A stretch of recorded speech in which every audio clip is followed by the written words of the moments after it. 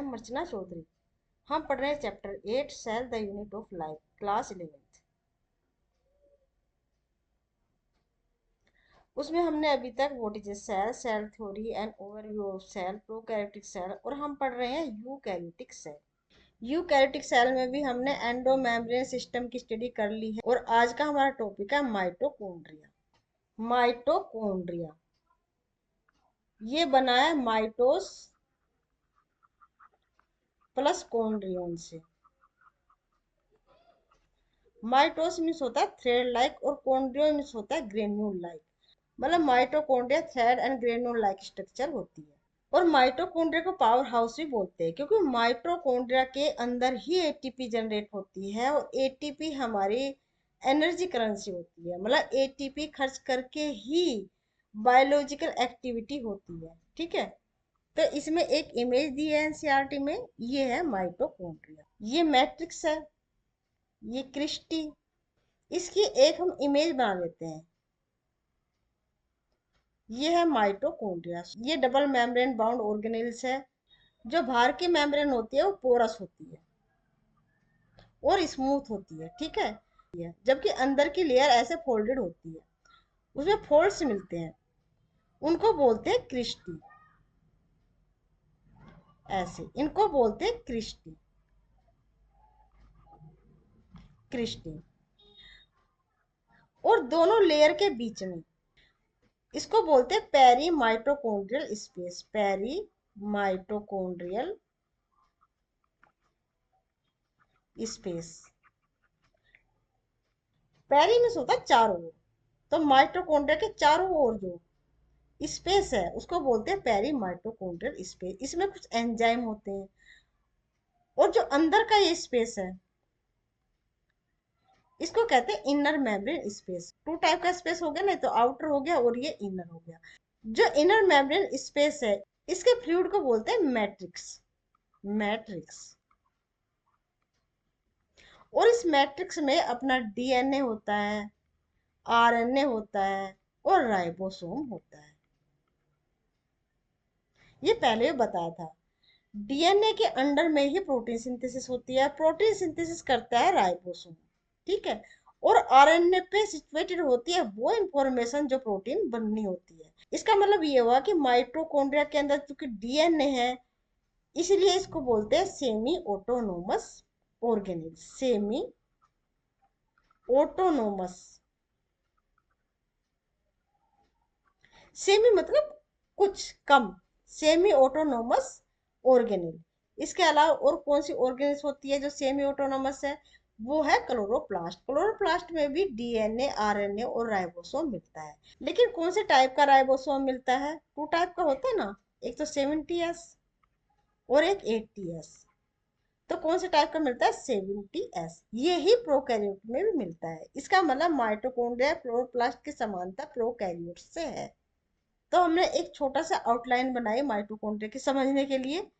और जो फोल्डिंग इसको क्रिस्टी बोलते हैं हमने बताया, और उस क्रिस्टी के ऊपर होते हैं ऑक्सीसोम। ऑक्सीसोम। ठीक है, तो देखते हैं क्या दिया है एनसीईआरटी में। माइटोकॉन्ड्रिया सिंगुलर होता है mitochondrial, unlike specifically stand are not easily visible under the microscope. मतलब जब तक इसको स्टैंड नहीं करते हैं, जब तक इसको कलर नहीं देते हैं, तब तक हम इसको नहीं देख पाते हैं माइक्रोस्कोप के अंदर, क्योंकि ये एक बहुत ही माइन्यूट स्ट्रक्चर होती है ना। बहुत छोटा इसका साइज होता है। इसका साइज होता है 0.2 से 1 माइक्रोमीटर। मतलब एवरेज निकाले तो 0.5 माइक्रोमीटर। ये बहुत ही स्मॉलर है और इसको जब तक नहीं दे सकते जब तक इसको स्टेन नहीं करते हैं। ठीक है ना, क्योंकि ये दूसरे सेल ऑर्गेनेल से डिफरेंट दिखती है। फिर जब इसको कलर करते हैं ना तो दूसरे से ये अलग दिखती है, तब ये विजिबल हो जाती है। The number of mitochondria per cell is variable depending on the physiologic activity of the cell. जो माइटोकॉन्ड्रिया की संख्या है ये फिजियोलॉजिकली कितनी एक्टिव सेल है उस पर डिपेंड करती है। मतलब ज्यादा एक्टिव सेल है तो उसे एटीपी ज्यादा चाहिए, ऊर्जा ज्यादा चाहिए काम करने के लिए, इसलिए वहां पे माइटोकॉन्ड्रिया की संख्या ज्यादा होती है। और जो बहुत ज्यादा एक्टिव नहीं होती है वहां पे संख्या कम होती है। जैसे कुछ यूनिसेलुलर ऑर्गेनिज्म होते हैं ना, उसमें 5 लाख तक भी होती है। 5 लाख तक भी इसकी संख्या होती है, क्योंकि एक ही सेल होती है ना, तो उस सेल के अंदर ही उसको सारे काम करने होते हैं जितनी फिजियोलॉजिकल एक्टिविटी है, जैसे रेस्पिरेशन है, एक्सक्रीशन है, डाइजेशन है, तो सारी एक्टिविटी इसी में हो रही होती है ना, तो इसलिए एनर्जी ज्यादा चाहिए और माइटोकॉन्ड्रिया की संख्या इसीलिए ज्यादा होती है। In terms of shape and size, also considerable degree of variability is observed. और इसके शेप और साइज भी चेंज होती रहती है। Typically it is show shape और cylindrical having a diameter of 0.2 से 1.0 माइक्रोमीटर। एवरेज होता है 0.5 माइक्रोमीटर एंड लेंथ होती है इसकी 1 से 4 माइक्रोमीटर।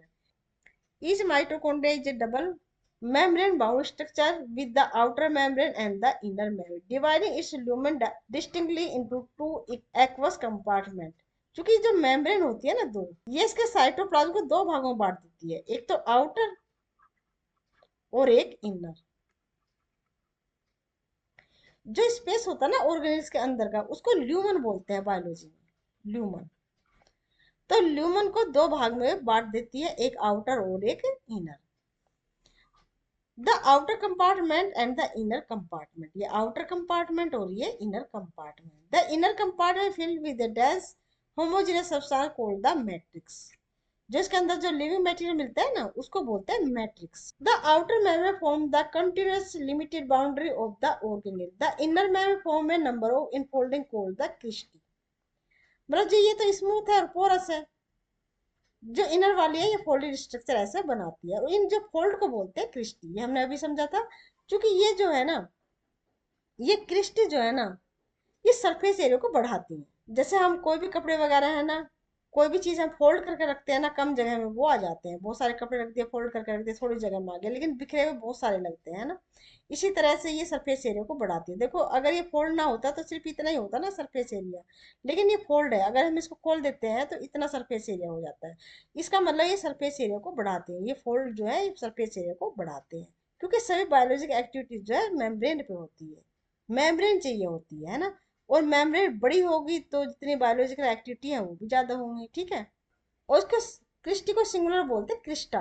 मतलब क्रिस्टा मतलब एक, एक ही है, और बहुत सारी क्रिस्टा मिलकर बनाते हैं क्रिस्टी।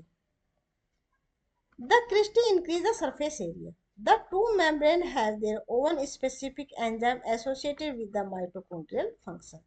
मतलब दोनों मेम्ब्रेन के अपने अलग अलग एंजाइम होते हैं जो रेस्पिरेशन में भाग लेते हैं। ब्रीथिंग और रेस्पिरेशन दो होते हैं ना, ब्रीथिंग और रेस्पिरेशन, इनमें अंतर क्या होता है? दो प्रोसेस होते हैं, एक तो ब्रीथिंग, दूसरा होता है रेस्पिरेशन। रेस्पिरेशन, क्या इन दोनों में अंतर है? हाँ, ये होता है सिंपली फिजियोलॉजिकल प्रोसेस है। ये जो ब्रीथिंग है ये सिंपल होता है, सांस लेना, मतलब एयर को अंदर लेना और बाहर छोड़ना, एक सिंपल प्रोसेस है। लेकिन रेस्पिरेशन होता है फूड का ऑक्सीडेशन, मतलब फूड को तोड़ना, बिग मॉलिक्यूल से स्मॉलर मॉलिक्यूल में, इसको बोलते हैं डाइजेशन। मतलब जो रेस्पिरेशन है फूड के डाइजेशन से संबंधित होता है, ठीक है। और इस रेस्पिरेशन के बाद ही जनरेट होती है एटीपी, एडिनोसिन ट्राइफॉस्फेट, जो होती है energy currency. Mitochondria are the site of aerobic respiration. जो माइटोकॉन्ड्रिया होता है उसके अंदर एरोबिक रेस्पिरेशन होता है। अब आप बोलोगे कोई ऐसा रेस्पिरेशन भी है कि जो एनएरोबिक है, मतलब जिसमें ऑक्सीजन की जरूरत ही नहीं है? हाँ होता है ना, रेस्पिरेशन टू टाइप का होता है, ठीक है ना। एक एरोबिक और एक एनएरोबिक। जो रेस्पिरेशन है ना उसमें तीन प्रोसेस होते हैं, ग्लाइकोलाइसिस, क्रेब साइकिल और ईटीएस, इलेक्ट्रॉन ट्रांसपोर्ट सिस्टम, तीन प्रोसेस होते हैं। जो ग्लाइकोलाइसिस है ना, ये सेम होता है, एरोबिक और एनएरोबिक दोनों में होता है, ठीक है। लेकिन जो क्रेब साइकिल है वो तभी होता है जब ऑक्सीजन होती है, ऑक्सीजन नहीं होती है तो एनाएरोबिक होता है। एनाएरोबिक मतलब जिसमें ऑक्सीजन की जरूरत नहीं है, वो कुछ बैक्टीरिया में होता है, ईस्ट में होता है। लेकिन अगर ऑक्सीजन मिलती है तो ये प्रोसेस आगे होती है माइटोकॉन्ड्रिया में। क्रेब साइकिल माइटोकॉन्ड्रिया में होते हैं, माइटोकॉन्ड्रिया के मैट्रिक्स में होती है, ठीक है। और इन सभी प्रोसेस से एटीपी जनरेट होते हैं, एटीपी। जो एनारोबिक रेस्पिरेशन होता है उसमें एटीपी की संख्या बहुत कम होती है, जबकि एरोबिक रेस्पिरेशन में ज्यादा होती है। जो इलेक्ट्रॉन ट्रांसपोर्ट सिस्टम है, इसमें भी एनर्जी जनरेट होती है। एक्चुअल में इसी में ही एटीपी ज्यादा बनती है, ठीक है ना। जो दो प्रोसेस है ना, इसमें तो हाई एनर्जी बाउंड कुछ मटेरियल बनते हैं, ठीक है ना, जिसको बोलते हैं NADH2, FADH2। और NADH2 और FADH2 के ऑक्सीडेशन से एटीपी बनते हैं, एटीपी बनते हैं। और इनका ऑक्सीडेशन होता है ETS में, इलेक्ट्रॉन ट्रांसपोर्ट सिस्टम। और ये होता है ऑक्सीसोम में, ऑक्सी। और ऑक्सीसोम कहाँ मिलते हैं, मैंने बताया था क्रिस्टी के ऊपर ऑक्सीसोम मिलते हैं। यहाँ पे होता है इलेक्ट्रॉन ट्रांसपोर्ट सिस्टम। मतलब जो एरोबिक रेस्पिरेशन है ना, ये सारा का सारा ये होता है माइटोकॉन्ड्रिया में, और इससे बनते हैं एटीपी। बच्चों, मेरा एक और चैनल है, उसका नाम है बायोरेल। वो 9th से 10th क्लास के बच्चों के लिए है, लेकिन उसमें बहुत ही अच्छे से समझाया गया है, एडवांस लेवल का समझाया गया है। वो 11th 12th के लेवल का ही है। उसमें सारी सेल ऑर्गेनिज्म बहुत ही डीपली पढ़ाई गई है, एक्स्ट्रा नोट्स दिए गए हैं। इसी वजह से सिर्फ NCERT है। आप उसे एक बार जाकर जरूर विजिट करें। और ये मेरा नया चैनल है, इसे आप सब्सक्राइब जरूर करें। आपका सब्सक्रिप्शन मेरे लिए बहुत मायने रखता है, ठीक है बच्चों। They produce cellular energy in form of ATP, adenosine triphosphate, ATP, adenosine triphosphate. मतलब एडिनोसिन से 3 फॉस्फेट जुड़े हैं, 3 फॉस्फेट, 1 2 और 3, ठीक है। 3 फॉस्फेट के एटम जुड़े हैं। जब ये टूटेंगे, जब कोई भी चीज टूटती है तो एनर्जी निकलती है ना, हीट निकलती है, या किसी भी फॉर्म में निकलती है, एनर्जी तो निकलेगी, ठीक है ना। बोन टूटते हैं तो एनर्जी निकलती है, बहुत सारी एनर्जी निकलती है। इसीलिए एटीपी को बोलते हैं एनर्जी करेंसी। ये एटीपी खर्च करके ही कोई भी काम हमारी बॉडी करती है। हमारी बॉडी में कोई फंक्शन क्यों ना हो, वो एटीपी खर्च करके ही होती है, क्योंकि बॉडी की जो एनर्जी करेंसी है वो है एटीपी, ठीक है।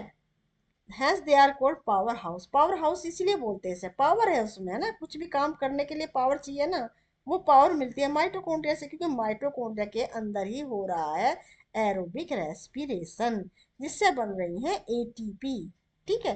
क्योंकि जो एरोबिक रेस्पिरेशन है ना, एटीपी तो उसमें बनते हैं, लेकिन बहुत कम बनते हैं, 2 ATP बनते हैं, ठीक है ना। जबकि जो एरोबिक रेस्पिरेशन होता है उसमें बहुत सारे एटीपी बनते हैं, 36 ATP बनते हैं, ठीक है बच्चों। और एनएरोबिक जब भी होता है जब ऑक्सीजन ना हो। हमारे मसल्स में भी होता है एनएरोबिक रेस्पिरेशन, जिसकी वजह से बन जाता है लैक्टिक एसिड, लैक्टिक एसिड, जिसकी वजह से थकान होती है ना। भी जब हम काम करते हैं ना ज्यादा, तो रेस्पिरेशन ज्यादा होता है, क्योंकि हमें ज्यादा एटीपी चाहिए होती है ना। लेकिन जो हमारे मसल्स है उसमें रेस्पिरेशन होता है एनएरोबिक, जिसकी वजह से बन जाता है लैक्टिक एसिड। और लैक्टिक एसिड बनने की वजह से ही हमें थकान होती है, ठीक है। The matrix also possess single circular DNA molecule, a few RNA molecule, ribosome, and the component required for the synthesis of protein, ठीक है ना। मैंने बताया था उसमें डीएनए मिलता है माइटोकॉन्ड्रिया में, और प्लास्टिड में भी मिलता है। डीएनए मिलता है तो आरएनए भी मिलेगा, और आरएनए मिलता है तो राइबोसोम भी मिलेगा, है ना। क्यों? क्योंकि डीएनए के टेम्पलेट पे आरएनए बनता है, और आरएनए का काम होता है मैसेज देना कि कौन सी प्रोटीन बननी है, और प्रोटीन बनती है राइबोसोम के थ्रू। और राइबोसोम होता है 70s, ठीक है ना। मतलब कमजोर है, ठीक है, थोड़ी बहुत ही प्रोटीन बनेगी। कमजोर है तो थोड़ा ही काम करेंगे ना, तो कमजोर है थोड़ी बहुत प्रोटीन बनती है, इसलिए इसको बोलते हैं सेमी ऑटोनोमस ऑर्गेनेल्स। सेमी मतलब कुछ अपनी बना लेते हैं, ठीक है। बोलते जो माइटोकॉन्ड्रिया प्लास्टिड है ना, ये कभी किसी जमाने में अलग अलग प्रोकैरियोट्स होते थे, अलग अलग जीव थे, ठीक है। लेकिन धीरे धीरे, लेकिन जो प्लास्टिड है उसमें फोटोसिंथेसिस होता है, और जो माइटोकॉन्ड्रिया है उसमें रेस्पिरेशन होता है, मतलब उसमें एनर्जी ज्यादा बनती है। फिर ये सिम्बायोटिकली एक दूसरे के पास आ गए, ठीक है ना। और अभी सेल के अंदर दोनों एक दूसरे के साथ सिम्बायोटिकली काम करते हैं। इनमें सेम टीएस राइबोसोम होता है, थोड़े बहुत हम प्रोटीन बना देते हैं, ठीक है बच्चों। The mitochondria divide by the fission, fission कहते हैं टूटना, ठीक है ना। जैसे ये एक है, एक चीज जब दो में टूटती है ना, इसको बोलते हैं फिशन। तो माइटोकॉन्ड्रिया डिवाइड होती है फिशन की। तो आज हमने माइटोकॉन्ड्रिया के बारे में स्टडी की। उम्मीद करती हूँ कि आपको ये टॉपिक समझ में आया होगा। आप इसे एक बार और पढ़ें, अच्छे से समझ में आएगा। ठीक है बच्चों, नेक्स्ट लेक्चर में मिलते हैं और नेक्स्ट लेक्चर में हम पढ़ेंगे प्लास्टिक।